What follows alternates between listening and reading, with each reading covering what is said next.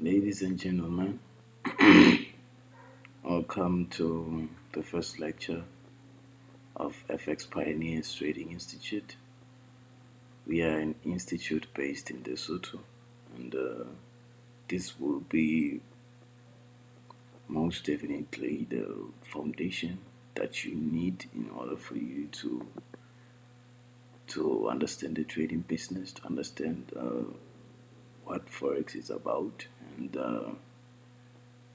to fully have the basic foundation that you will need. And we'll be having a four part series: lecture 1, lecture 2, and lecture 3. And this will only be for the educational purposes only. So first of all, you just need to make a pause over there while watching this video and read the disclaimer or risk disclosure, as nothing presented here is to be taken as a trading advice. It's only meant for the educational purposes only. And you also need to pause and read the CFTC Rule 4.41. And so, welcome to the first lecture. Welcome to lecture 1 of the foundation of foreign exchange. This is the basic foundation, and it will equip you with knowledge that you need in order for you to get started. And as much as we are in a foreign exchange market, you will have to understand that the market, it's about bulls and bears, but the market, you need to understand how to read the market so that you can make your decisions well. But that's fast forward. Let me get back. This is where we are. We are here to make you understand that foreign exchange market, what is it about, the mindset that you have to implement in order for you to understand most of these concepts that I'll be talking about and this basic foundation. And this is what you will be learning for the lecture 1, which is our foundation. We'll be learning what is Forex, which is actually trading in the foreign exchange market.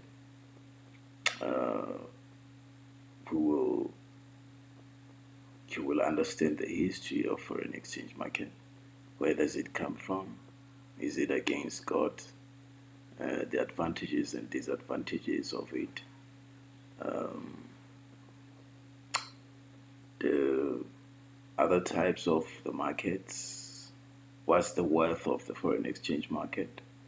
Who are the parties involved? And what really moves the foreign exchange market. This is all what you will be learning for the first lecture. And let's dive deep into the foreign exchange market now. So, that guy saying hi to you, welcome back. Ah, man, that's a cap. Okay. Foreign exchange. Foreign exchange is actually a short form for, in fact, Forex. It's actually a short form for foreign exchange. It's a global marketplace where people trade currencies. It is exchange or trading one currency against another with the aim of making profit on the difference between the two currency pairs that are paired. That is actually the foreign exchange explained. So imagine going to another country, holding your own currency, and having to change the currency that you're holding to that country's currency in order for you to use your money. So what will basically be done is that your currency, the one that you're holding, will be evaluated as to how much the currency that you got is equals to the currency of that country. Let me make an example. Suppose you move from South Africa to United States, then if you're holding something like maybe 200 rands, it will be converted into the dollars, as the United States base currencies is United States dollars. Then it will be converted based on the exchange rate and many other factors. The currency rates are regulated by central bank, so it will be changed or converted based on the current rates of the currency that you are holding to the currency of the United States, which is United States dollar. So if one United States dollar is equals to 17 rands, this will actually mean that the currency, maybe we made an example and then we said, suppose you're holding 200 rands. If you're holding 200 rands, it will be divided by 17, as one United States dollar is equals to 17 rands, and then it will be then evaluated as to how much $200 is equals to in US dollars. In fact, I said 200 rands is equals to in dollars. So that is typically how it's done. So in foreign exchange or in Forex, you are following just one rule. In order for you to make money in the foreign exchange or in the foreign exchange market, you are following one rule, which is you buy low and you sell high. Yes, indeed, you need to know the factors that affect the currency in order for the currency to rise in value or to lower in value. I'm talking of the price. So that learning of how to analyze, it's something else. We are not going to do it in this lecture. We are not going to do it in the 3 lectures that will be coming out. So we'll move on to the history of foreign exchange market. So in the ancient time, it's about back then in the biblical times, commission was charged to change money for people. And then moving on from the ancient times, in the 4th century,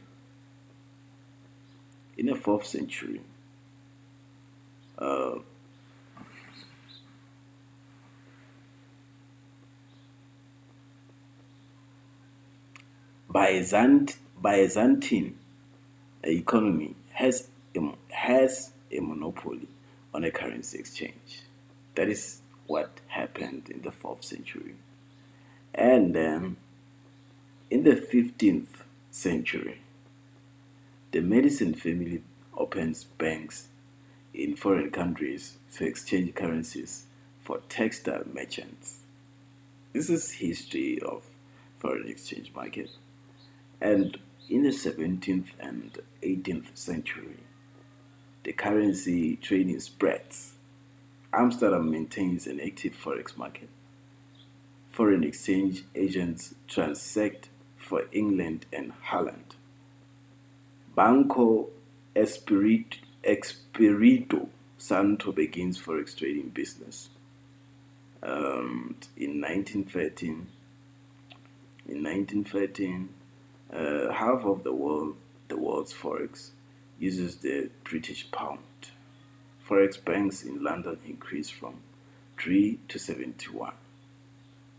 This is history of foreign exchange. And in 1944, there was the agreement that was implemented, which is a Bretton Woods Accord, or you can call it a Bretton Woods Agreement. Bretton Woods Accord allows currencies to fluctuate within 1% of range of the currency pair.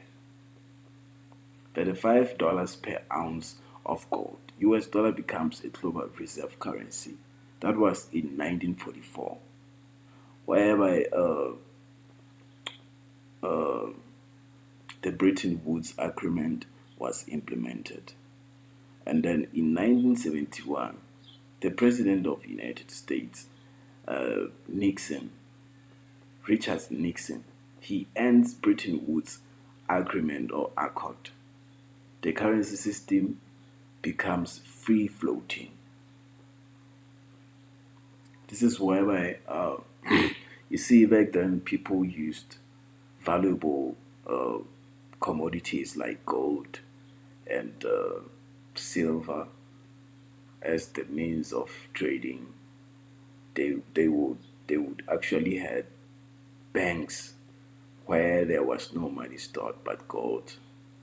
Let me make an example. Suppose you had a certain amount of gold, then you would store that gold in the bank, in your savings. So the banks usually back then they stored value, which is gold or silver. But in 1944, they changed everything. They changed everything with this Bretton Woods Agreement. And then in 1971, President Nixon, in fact, Bretton Woods Agreement was actually the agreement that was done in order for you to change gold for a specific banknote. This banknote, it is what we call money today. But back then, it will be written something like the amount of gold that you have in the bank. Then you would use that note to buy anything that you want to buy outside in the marketplace at that specific current time. You would buy with that note. So in 1971, they implemented a person having the ability to use that note as money in order for you to buy anything that you want to buy with that banknote, which is money. So in 1973, Reuters replaces telephone and telex with computer monitors for codes. Smithsonian agreement allows currencies to trade within 2% range. That is in 1973. And then in 1981, People's Republic of China allows some of the participants in the Forex. South Korea allows free trade of currencies. Okay, and then in 1990s, internet was came to life, and people. You remember back then, people were not using any of internet in order for them to do trading. They used papers and pens and phone call. But in the 1990s, that came to some kind of end because the internet was introduced and the platforms of trading were then programmed in the early 90s, and people actually as soon as they were finished in terms of production being programmed, they were put into the world for people to use them, and people started using them. you know. And and in 1998, in 1998, foreign exchange market was only available to the larger entities.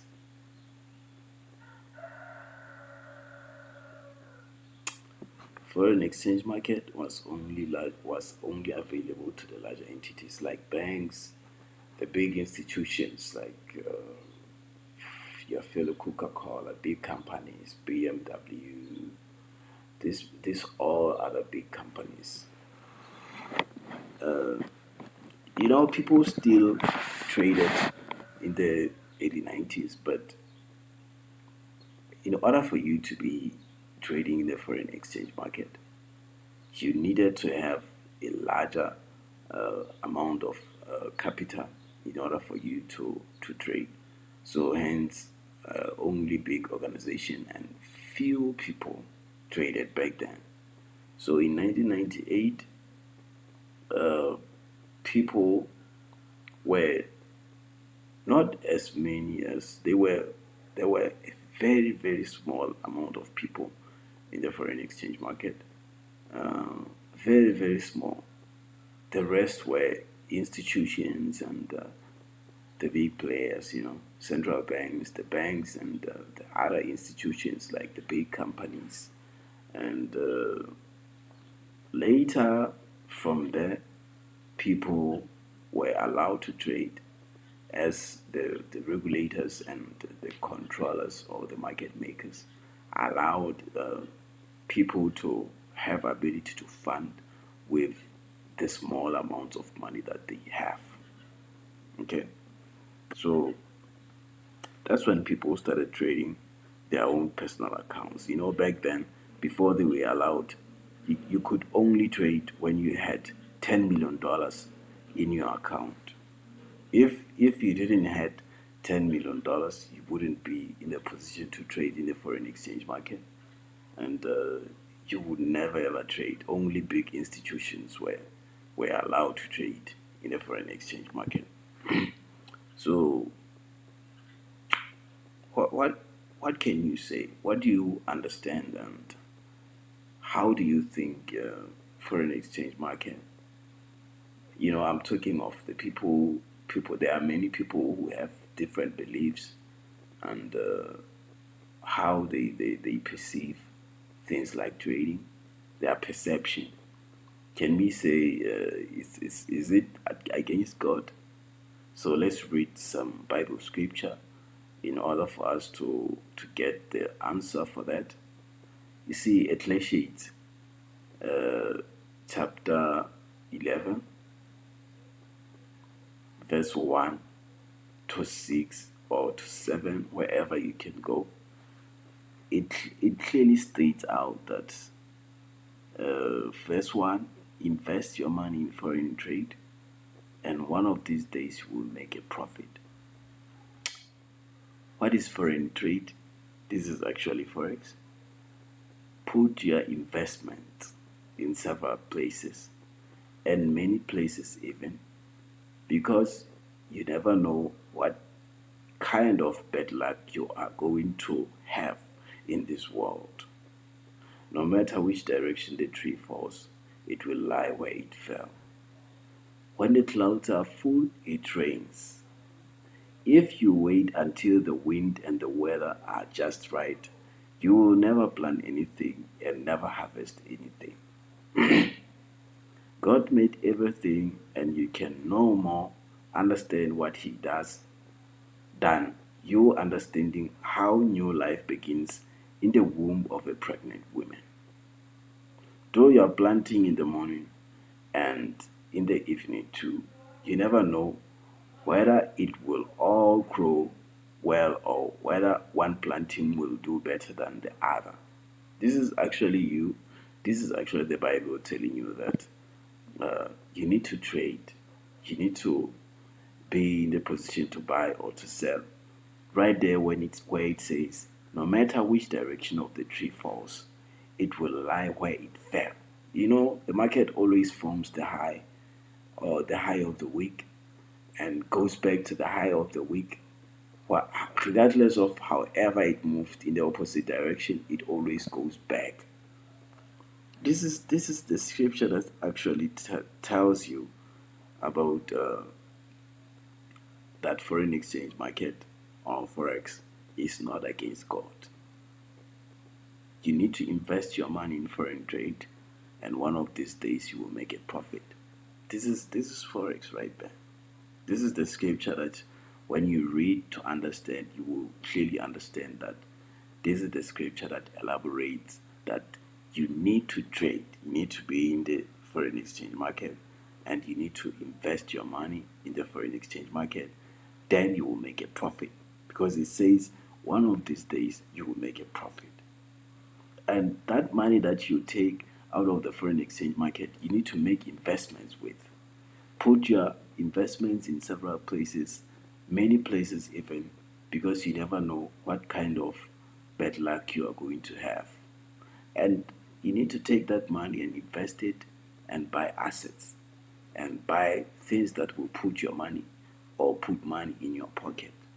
And because it says you never know which direction of a tree falls, it will lie where it fell. You know, that's why we have stop loss in our trading. We implement stop loss because we never know. As much as we could analyze the market, we never know which direction of the market is gonna go. We are only making predictions, but we could be 90+% accurate in our predictions. We could be even 95% plus accurate in our predictions. Hence why we need to we need to make investments and with this money that we are doing in trading, you know. So it is not really against God. It is when you do it, it is something that you can do and make money for yourself. It's not against God. The Bible just proved it right there, you know. So you can have many questions as you can, as well as you wanna learn and understand how is it different from gambling.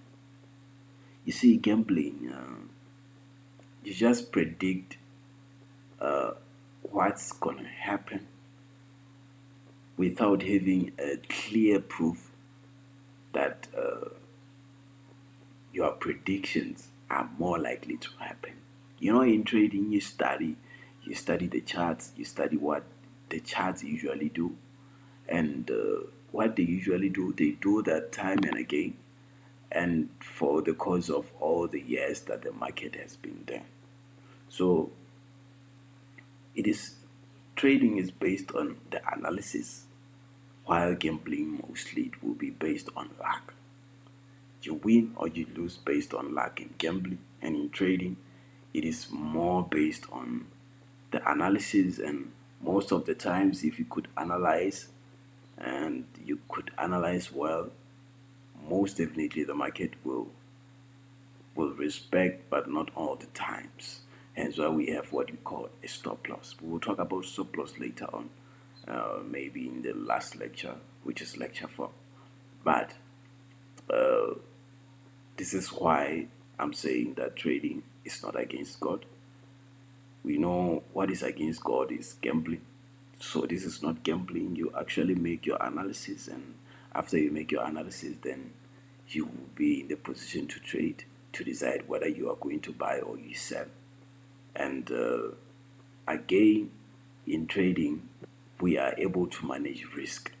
And most of the time in gambling, you cannot manage risk. In gambling, you most definitely rely on a chance for you to win or to lose. So we don't do that in trading. We we we rely on managing risk. That's our key to success in the trading business. We need to manage risk. You fail to manage risk, you die young. You will lose your account as soon as possible. So it also has a long term consistency over gambling.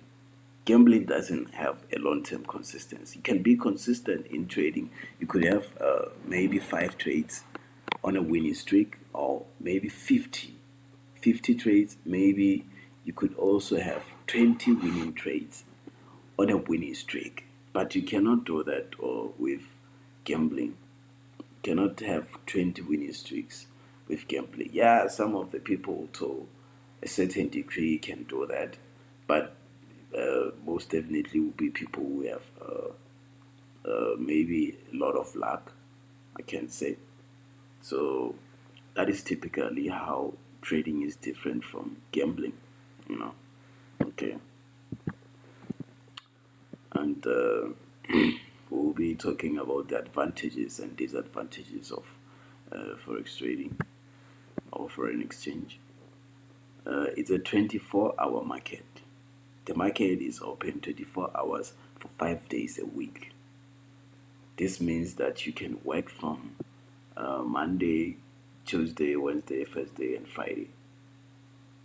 You can work on those days and rest for Saturday and Sunday and get back to work on Monday again. So that is basically one of the most and nice advantages of foreign exchange market. It also has a high liquidity. There's a high liquidity. This helps to ensure price stability. This means that traders can almost always open or close a position at a fair market price on almost every day. Yeah, don't get me wrong. Having a high liquidity doesn't mean that you will be in the position to trade every day, or you will be in the position to make profit every day. You will lose, but remember that we have a risk management in place. That this means that we know how to lose. We know how to lose and still within our losing win. You know, so it has a high liquidity. This will ensure a lot of stability. So having a high liquidity means that the market is most definitely volatile. The foreign exchange market is volatile. It's moving up or down most of the time, yes.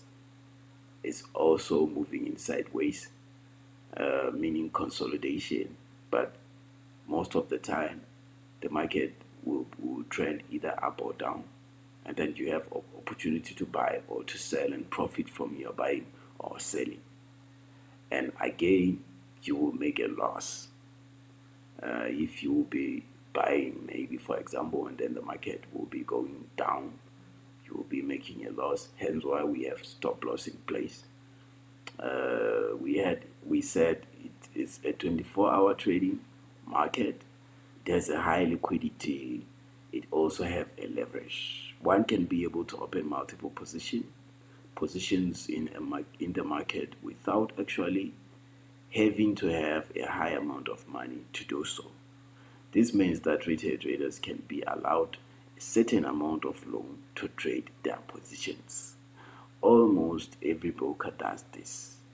Almost. In fact, not almost all brokers give you a certain amount of leverage, which means a certain amount of loan in order for you to buy or to sell or to get into positions that are bigger than your account size or your capital. And again, there are lower transaction costs. It is much more cost effective to trade for an exchange market in terms of both commissions and transaction fees. It means that Forex charges no commission while still offering traders access to all relevant market information and trading tools. Don't get me wrong, there are brokers that are charging commissions, and they charge commission when you trade. Here we are talking about you being in the foreign exchange market. It has lower transaction costs. Okay. you can access the trading tools without paying for commission, without having to pay any additional costs. So most of the brokers will charge you commission when you open a certain type of account. That is where they will be charging you commission. There are types of accounts, but there are certain types of accounts that are strictly offered on a commission basis. And again, you can start trading with a small trading capital. That is another advantage. You can start trading with a small trading capital. You can even start with $5. You can start with, like in South Africa, you can even start with 50 rands, and you can grow your 50 rands or your $5 to a certain huge amount of money. Well, of course, when you have a proper scheme of how to grow such amount of money and applying proper risk management, that's when you will be in the position to grow such account in terms of profitability. Moving on to the disadvantages, it is not easy to learn foreign exchange market. It takes time to master the charts. Don't get me wrong, you will never ever master the market having just 1 month learning the foreign exchange market. Then you come around and then you say that you're gonna master the market. You're gonna master how to buy and sell. It's not that easy. If it was that easy, everybody else will go in the foreign exchange market and just take money. Just take that money. It won't be that easy. It won't be that obvious for you to learn. It takes time, and it takes a lot of time, a lot of hours for you to learn.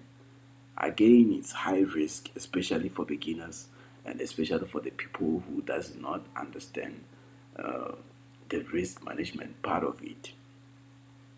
And the market of the foreign exchange market is very volatile. This means that it can cause a lot of unexpected losses. It requires a very sharpened skill and discipline that you have learned. You have learned through hours and hours of work, hours and hours of dedication. If you do not give trading a lot of hours to learn, you will not be profitable. You will always be miserable and losing a lot of money, giving money to these guys, the market makers, and you will never truly get to understand the benefit, and you will never really get to taste the fruits of trading, enjoying the money. You will be miserable, having a lot of losses. Don't get me wrong, the losses will be there, but the losses can be controlled. So if you learn these skills, you sharpen them, and you implement a lot of discipline, then you could be profitable on a consistent basis. And again, people without a trading plan, they fail a lot in the foreign exchange market. You need to have a trading plan. You need to have set of rules that you follow in order for you to take a trade, to close a trade, on which occasions you will be holding, on which terms will you be adding onto your positions. All of that is part of your trading plan. How you felt about the trade, and what mistakes did you do? Did you enter early? It's part of your trading plan, and you can also have what is called a trading journal. That is for another day when we'll be talking about Beat the Market Maker course. Okay. So it is affected by the politics, or we could call them, yes, it could be affected by the politics, and it's affected by the politics, not entirely, but to some degree. It's affected to the politics in this sense. A certain event that is going to happen on the space of politics could affect the price movement in the foreign exchange market, could cause the price to move in a certain direction. Maybe fast, maybe with a lot of velocity and speed, maybe a certain huge amount of pips, you know. But it, the politics could affect the price movement to some extent. And we could talk about the news releases. It's also affected by the news releases, the fundamental events. This is actually most definitely could be politics, could be the meetings, the speeches, all of that. That comes from the major currency holders. Could be different countries, could be United States, Japan, Canada, England, which is UK, and other countries, So the market is moved by the market makers, who are everyone's enemy. It's another disadvantage. It's the market is actually moved by the people who control the market. They have their objectives, they have their goals. They move the market with respect to their objectives and goals. And that's how they move the market. They have their own targets. So they move the market in order for them to reach their own targets. It's not that easy for you to trade, because in order for you to trade, you need to learn how the market is moved by these guys, which are the market makers. And another disadvantage is that you can lose all your money while trading. You can lose the entire amount of money. I don't care if it's 1 million, it's 2 million, it's 100,000, it's 50,000, it's 20,000, it's 10,000, it's 5,000, it's 2,000, it's 1,000. You can lose it all in the trading business. You can lose all that money if you don't know what you're doing. If you treat trading like gambling, you will lose that money, because you're gonna get into the foreign exchange market and then you're gonna gamble and lose it all. You need to understand the rules, you need to understand how to analyze the market, you need to understand all these other things for you to be profitable, and you need to have a lot of discipline and patience, and you need to apply the rules that you need to apply. It doesn't mean when you apply the rules you're not gonna fail. Hence why we have risk management in place, so that if ever you lose, you will still be in the trading business, because the following day you need to have a trading capital for you to trade when another opportunity presents itself in the market. Okay. So these are other types of the market that we have. These are the other types of market. We have futures market, commodities. In commodities, we could talk about the likes of gold, silver, and other ones. There are also synthetic indices. We could talk about jump, step index, volatility indices. These are under category of synthetic indices. We also have stocks, bonds, crypto market. Could talk about Bitcoin, Ethereum, Litecoin. There are many of them in the crypto market. We can also talk about shares and so on. These are other types of market that you could trade and benefit and make money from. And how much is the foreign exchange market worth? We are talking about the transactions that happen in the foreign exchange market on a daily basis from Monday to Friday. As you know that the foreign exchange market is open for 24/5, which is 24 hours, 5 days a week. So all the transactions that are happening each and every day equals $7.5 trillion per day. on a daily basis. We are talking about worldwide. We can include in that we can include anybody or any party that is involved in the foreign exchange market. They add up to that amount, which is 7.5 trillion per day. You know, hence why we'll be talking next. We'll be talking about the participants in the foreign exchange market. So, which are these participants in the foreign exchange market? There are multiple participants in the foreign exchange market. There are people that are involved in the foreign exchange market. So, since there are many parties, there are central banks, institutional investors, commercial banks, brokers, companies, and we have individuals like me and you. We are the smallest players in the foreign exchange market. So these people or these parties that are involved, each and everyone has their role, and they buy and sell.